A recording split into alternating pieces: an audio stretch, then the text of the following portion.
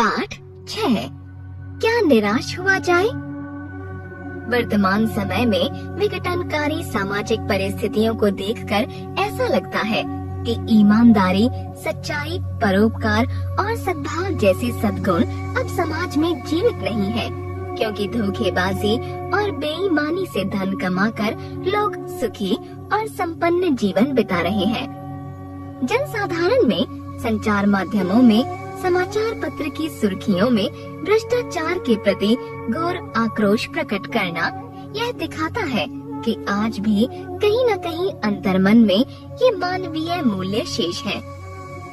लेखक ने इस निबंध में भी यह प्रमाणित किया है कि समाज में सच्चाई, ईमानदारी, परोपकार और आपसी सद्भाव आज भी विद्यमान है। आवश्यकता है इन गुणों को उजागर करने की, जिससे लोगों का इनके प्रति विश्वास बना रहे। बुराई कभी अच्छाई के सामने टिक नहीं सकती है। अच्छाई को महत्व देने से बुराई का स्वतः विनाश हो जाएगा। लोकमान्य तिलक ने कहा है कि भारत की मिट्टी में कुछ अनूठा है, जो कई बाधाओं के बावजूद हमेशा महान आत्माओं और दिव्य आदर्शों से परिपूर्ण रहा है। मेरा मन कभी कभी बैठ जाता है। समाचार पत्रों में ठगी, डकैती, चोरी, तस्करी और भ्रष्टाचार के समाचार भरे रहते हैं। आरोप प्रत्यारोप का कुछ ऐसा वातावरण बन गया है कि लगता है जैसे देश में कोई ईमानदार आदमी ही नहीं रह गया है। हर व्यक्ति संदेह की दृष्टि से देखा जा रहा है। जो जितने ही ऊंचे पद पर हैं, उनमें उतने ही अधिक दोष दिखाए जाते हैं। एक बहुत बड़े आदमी ने मुझसे एक बार कहा था कि इस समय सुखी वही है जो कुछ नहीं करता। जो कुछ भी करेगा उसमें लोग दोष खोजने लगेंगे, उसके सारे गुण भुला दिए जाएंगे और दोषों को बढ़ा चढ़ा कर दिखाया जाने लगेगा। दोष किसमें नहीं होते। यही कारण है कि हर आदमी दोषी अधिक दिख रहा है, गुणी कम या बिल्कुल ही नहीं। स्थिति अगर ऐसी है तो निश्चय ही चिंता का विषय है। क्या यही भारतवर्ष है जिसका सपना तिलक और गांधी ने देखा था? रविंद्रनाथ ठाकुर और मदन मोहन मालवीय का महान संस्कृति सभ्य भारतवर्ष अतीत के किस गह्वर में डूब गया? आर्य और द्रविड़, हिंदू और मुसलमान, यूरोपीय और भारतीय आदर्शों की मिलन भूमि, मानव महासमुद्र, क्या सूख ही गया? मेरा मन कहता है कि ऐसा हो नहीं सकता। हमारे महान मनीषियों के सपनों का भारत है और रहेगा। यह सही है कि इन दिनों कुछ ऐसा माहौल बना है कि ईमानदारी से मेहनत करके जीविका चलाने वाले निरीह और भोले भाले श्रमजीवी पिस रहे हैं और झूठ तथा फरेब का रोजगार करने वाले फल फूल रहे हैं। ईमानदारी को मूर्खता का पर्याय समझा जाने लगा है।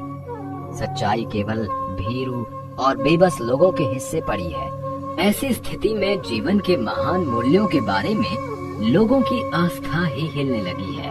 परंतु ऊपर ऊपर जो कुछ दिखाई दे रहा है वह अभी हाल की मनुष्य निर्मित नीतियों की त्रुटियों की देन है।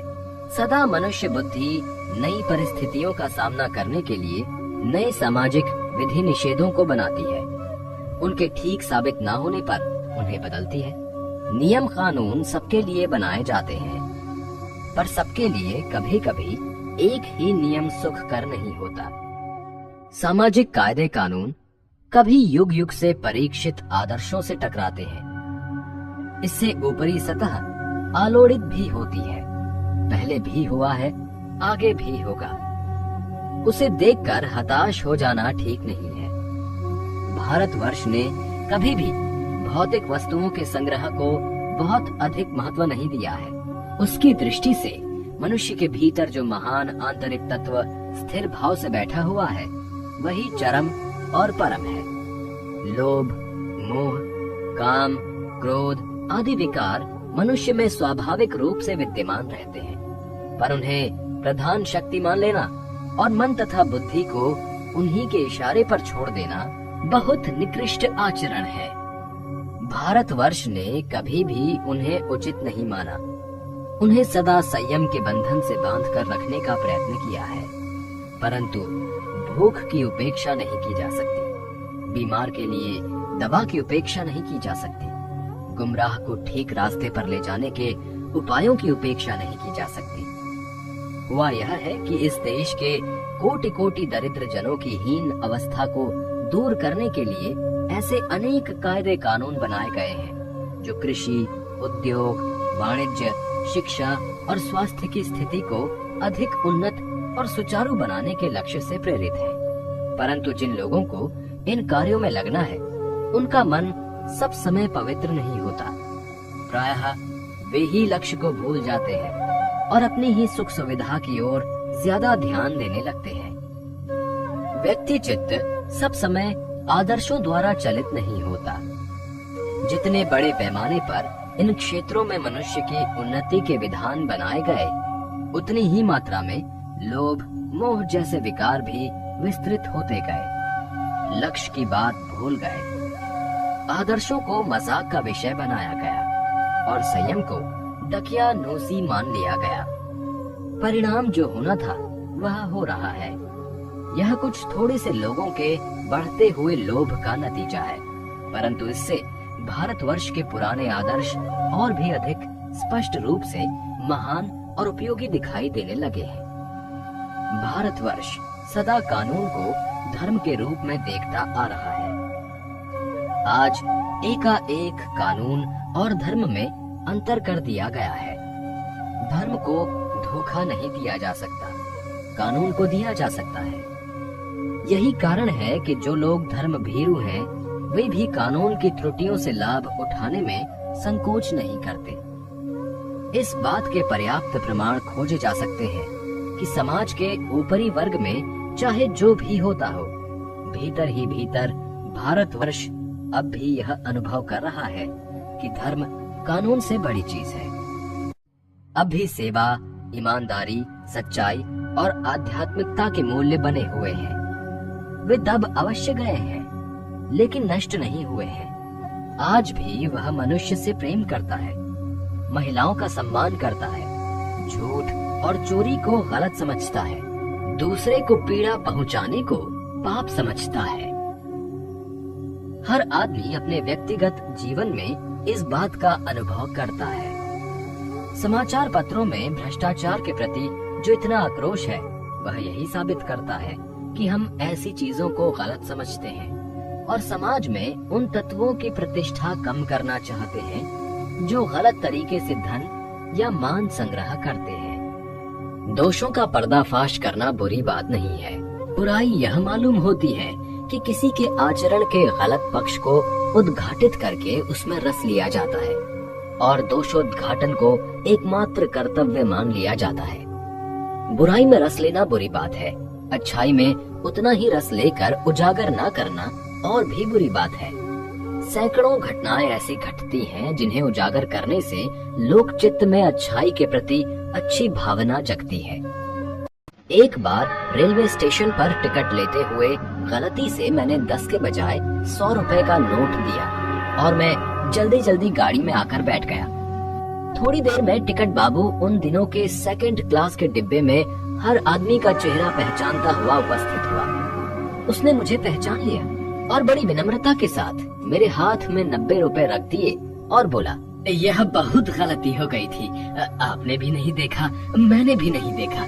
उसके चेहरे पर विचित्र संतोष की गरिमा थी। मैं चकित रह गया।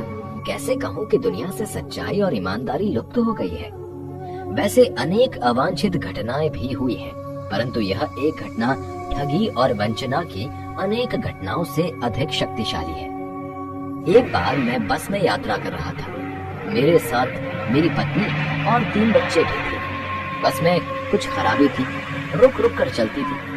गंतव्य से कोई 8 किलोमीटर पहले ही एक सुनसान स्थान में बस ने जवाब दे दिया। रात के कोई 10 बजे होंगे। बस के यात्री घबरा गए। कंडक्टर उतर गया और एक साइकिल लेकर चलता बना। लोगों को संदेह हो गया कि उन्हें धोखा दिया जा रहा है। बस में बैठे लोगों ने तरह तरह की बातें शुरू कर दी। किसी ने कहा, यहाँ डकैती होती है, 2 दिन पहले इसी तरह एक बस को लूटा गया था। परिवार सहित अकेला मैं ही। बच्चे पानी पानी चिल्ला रहे थे। पानी का कहीं ठिकाना न था। ऊपर से डाकुओं का डर समा गया था। कुछ नौजवानों ने ड्राइवर को पकड़कर मारने पीटने का हिसाब बनाया। ड्राइवर के चेहरे पर हवाइयां उड़ने लगी। लोगों ने उसे पकड़ लिया। वह बड़े कातर ढंग से मेरी ओर देखने लगा और बोला, हम तो बस का कोई उपाय कर रहे हैं, बचाइए, ये लोग मारेंगे। डर तो मेरे मन में भी था, पर उसकी कातर मुद्रा देखकर मैंने यात्रियों को समझाया कि मारना ठीक नहीं है। परंतु यात्री इतने घबराए हुए थे कि मेरी बात सुनने को तैयार नहीं थे। कहने लगे, इसकी बातों में मत आइए, धोखा दे रहा है। कंडक्टर को इसने पहले ही डाकुओं के यहाँ भेज दिया है। मैं भी बहुत भयभीत था, पर ड्राइवर को किसी तरह मारपीट से बचाया। 1.5-2 घंटे बीत गए। मेरे बच्चे भोजन और पानी के लिए व्याकुल थे। मेरी और पत्नी की हालत बुरी थी। लोगों ने ड्राइवर को मारा तो नहीं, पर उसे बस से उतारकर एक जगह घेर कर रखा। कोई भी दुर्घटना होती है तो पहले ड्राइवर को समाप्त कर देना उन्हें उचित जान पड़ा। मेरे गिड़गिड़ाने का उन पर कोई विशेष असर नहीं पड़ा। इसी समय क्या देखता हूँ कि एक खाली बस चली आ रही है और उस पर हमारा बस कंडक्टर भी बैठा है। उसने आते ही कहा, अड्डे से नई बस लाया हूँ, इस पर बैठिए, वह बस चलाने लायक नहीं है। फिर मेरे पास एक लोटे में पानी और थोड़ा दूध लेकर आया और बोला, पंडित जी, बच्चों का रोना मुझसे देखा नहीं गया, वही दूध मिल गया, थोड़ा लेता आया। यात्रियों की जान में जान आई। सबने उसे धन्यवाद दिया। ड्राइवर से माफी मांगी और 12 बजे से पहले ही सब लोग बस अड्डे पहुंच गए। कैसे कहूँ कि मनुष्यता एकदम समाप्त हो गई। कैसे कहूँ कि लोगों में दया माया रह ही नहीं गई। जीवन में जाने कितनी ऐसी घटनाएं हुई हैं जिन्हें मैं भूल नहीं सकता। ठगा भी गया हूँ, धोखा भी खाया है, परंतु बहुत कम स्थलों पर विश्वासघात नाम की चीज मिलती है। केवल उन्हीं बातों का हिसाब रखो जिनमें धोखा खाया है, तो जीवन कष्टकर हो जाएगा। ऐसी घटनाएं भी बहुत कम नहीं है जब लोगों ने अकारण सहायता की है, निराश मन को ढांढस दिया है और हिम्मत बंधाई है। कविवर रविंद्रनाथ ठाकुर ने अपने प्रार्थना गीत में भगवान से प्रार्थना की थी कि संसार में केवल नुकसान ही उठाना पड़े, धोखा ही खाना पड़े, तो ऐसे अवसरों पर भी हे प्रभु, मुझे ऐसी शक्ति दो कि मैं तुम्हारे ऊपर संदेह ना करूं। मनुष्य की बनाई विधियां गलत नतीजे तक पहुंच रही हैं, तो इन्हें बदलना होगा। वस्तुतः आए दिन इन्हें बदला भी जा रहा है, लेकिन अब भी आशा की ज्योति बुझी नहीं है। महान भारतवर्ष को पाने की संभावना बनी हुई है, बनी रहेगी। मेरे मन, निराश होने की जरूरत नहीं है।